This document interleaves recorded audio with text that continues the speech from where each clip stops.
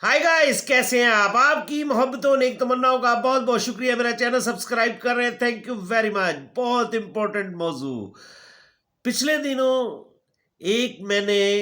Vlog देखा YouTube पर, जिसमें एक बहुत ही सीनियर एंकर पर्सन, तजिया निगार, एनालिस्ट, जर्नलिस्ट, उन्होंने कवर किया इस स्टोरी को। पिछले दिनों जनरल फैज़ हमीद की शादी हुई, तो वहाँ पर जो framers of the hybrid system, वो तमाम उस शादी में शरीक हुए। तो जो एक बादल था, धुंध थी, एक अवाम में कुछ बातें हो रही थीं, वाज़ेह नहीं हो रही थीं, तो इस शादी ने, इस खुशी के लम्हात ने, एक इवेंट ने तमाम चीज़ें सामने ले आए। तो उसमें ये था कि जनरल फैज़ हमीद साहब, ज़ाहिर है हर बंदा जो भी अपने बच्चों की शादी करता है, तो कोशिश होती है कि अपने डियरेस्ट, नियरेस्ट कोलीग्स को इनवाइट करे, तो ऐसा ही हुआ। तो इस शादी में जो काबिल ज़िक्र शख्सियात थीं, जो मतलब पाकिस्तान का हर शहरी उनको जानता है, वो मधु थी। उसमें सबसे सरफ़हरिस्त जनरल बाजवा साहब, रिटायर्ड जनरल बाजवा साहब, और साबक चीफ जस्टिस ऑफ पाकिस्तान जनाब साकब निसार साहब, और इसके अलावा चेयरमैन सेनेट जनाब सुंजरानी साहब, बैरिस्टर सैफुल्ला साहब बड़े खुश नज़र आए, और बड़ा मतलब उन्होंने उस शादी को एंजॉय किया। तो ये शादी एक इवेंट जो था पाकिस्तानी कौम के लिए और कुछ ऐसे पॉलिटिशियंस के लिए एक बिल्कुल वाज़े और दो टोक पैगाम था। तो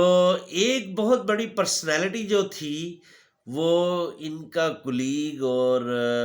इनका स्पोक्स पर्सन, और जो इन्होंने एक 2014 से मतलब एक हाइब्रिड सिस्टम जनरेट करने की कोशिश की, मुल्क पर इम्पोज किया, सेलेक्ट किया, जनाब प्राइम मिनिस्टर इमरान खान नियाजी साहब, वो मौजूद नहीं थे। तो ये बड़ी अजीब बात थी। तो ये एक पॉलिटिशियंस के लिए वाज़े मैसेज था कि आपको हम इस्तेमाल करते हैं। तो अनफॉर्चुनेटली हुआ ये कि ये जितने फ्रेमर्स ऑफ हाइब्रिड सिस्टम था, ये अगर इनका पास देखें तो ये पैट्रियट है। मैं मतलब बहुत सारी अपनी वीडियोस में जनरल बाजवा साहब के बारे में भी बात की। बेसिकली ये चाहते थे कि मुल्क एक जो था कि तरक्की करे, एक रवायती अंदाज से निकल कर मुल्क तरक्की करे। तो उसके लिए उन्होंने खान साहब को सिलेक्ट किया, खान साहब को कंटेनर पर चढ़ाया, और वो समझ गए थे कि शायद ये बहुत कॉम्पिटेंट पर्सन है। लेकिन अनफॉर्चुनेटली जैसे ही उनको मसनद इक़्तिदार पर बिठाया, तो कंटेनर से उतारना भूल गए,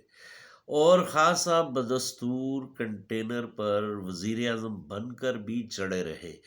और उन्होंने जो असल जो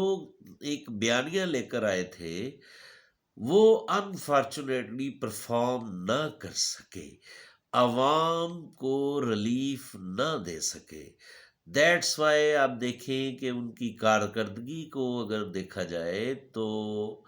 इतना कर्जा पिछले 70 सालों में नहीं लिया गया जितना कर्जा इन 4 सालों में लिया गया। और कोई काबिल ज़िक्र प्रोजेक्ट जो कि पाकिस्तान के लिए प्रोजेक्ट हो, तरक्की के लिए प्रोजेक्ट हो, वो भी इन 4 सालों में ना लग सका, और अवाम को कोई भी ऐसा रिलीफ नहीं मिल सका कि जिससे अवाम को ज़रा सुख का सांस आता। और फिर देखें, एक जो भी सिस्टम होता है, ज़ाहिर है ایک ملک چلانا ہے، ملک کا نظام چلانا ہے، اسٹیٹ کو چلانا ہے، تو یہ جو فریمرز آف ہائیبرڈ سسٹم تھے، انہوں نے ایک اپنی طرف سے بڑا کمپیٹنٹ بندہ سلیکٹ کیا اور اس کو اپرچونٹی دی، لیکن انفارچونیٹلی یہ تھا کہ اس کی یا تو ٹریننگ نہیں تھی یا ان کو خود نہیں پتا تھا کہ انہوں نے کرنا کیا ہے، اور دیٹس وائی پھر اس کا خمیازہ جو ہے آج پوری قوم، پوری نیشن آف پاکستان جو ہے وہ بھگت رہی ہے۔ تو جیسا کہ میں نے بتایا تھا پہلے بھی اپنی ویڈیوز میں بات کی کہ کوئی بھی جب اسٹیبلشمنٹ جو ہے وہ ایک تو بات طے شدہ ہے کہ وہ پیٹریوٹ ہے، محب وطن ہے، وہ اپنی طرف سے بالکل فول پروف سسٹم بنانے کی کوشش کرتی ہے کہ ہم اس ملک کی ترقی کے لیے کوشاں رہیں اور اس کے لیے نئے نئے ایکسپیریمنٹس کریں۔ تو یہ بھی ایک ان کا ایکسپیریمنٹ تھا، لیکن جب معاملہ یہ ہوا کہ وہ ایکسپیریمنٹ ان کا فیل ہو گیا تو انہوں نے ہاتھ اٹھا دیا۔ جو اس وقت نظر آ رہا ہے، جو سسٹم سمجھ آ رہا ہے،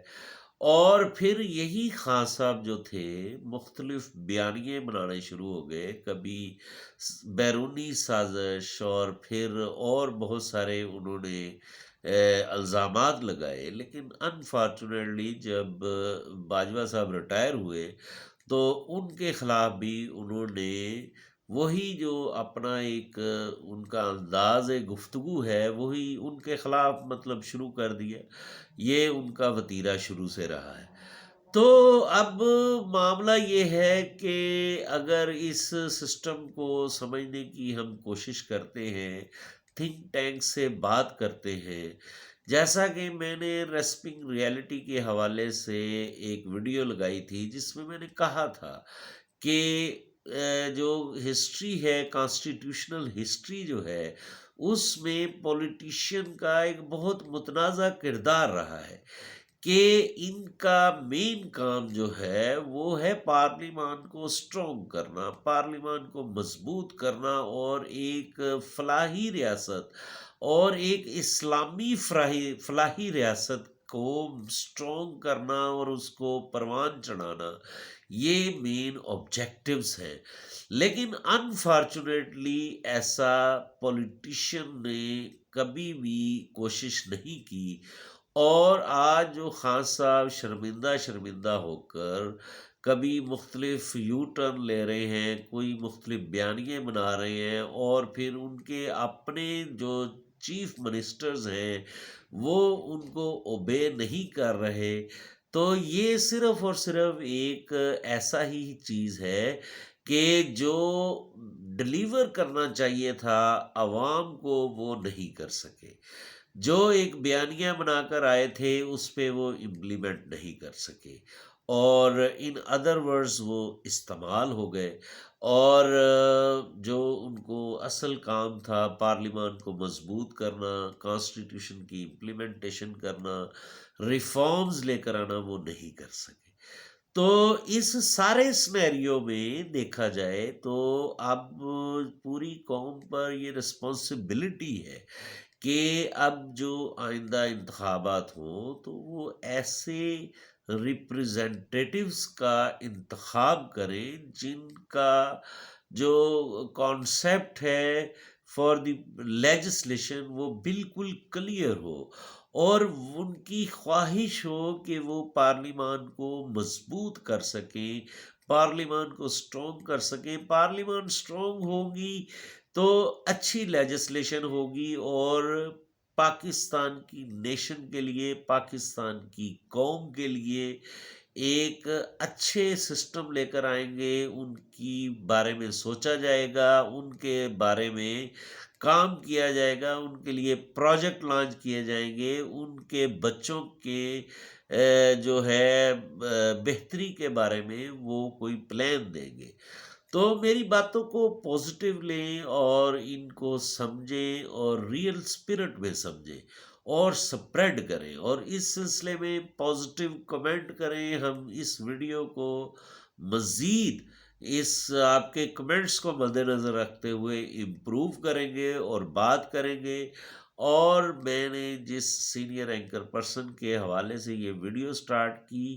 تو ان کا بھی بہت بہت شکریہ کہ انہوں نے ایک راہ دکھائی تو میں نے یہ بات کی. Thank you very much. میرا چینل سبسکرائب کرنا مت بھولے. Thank you.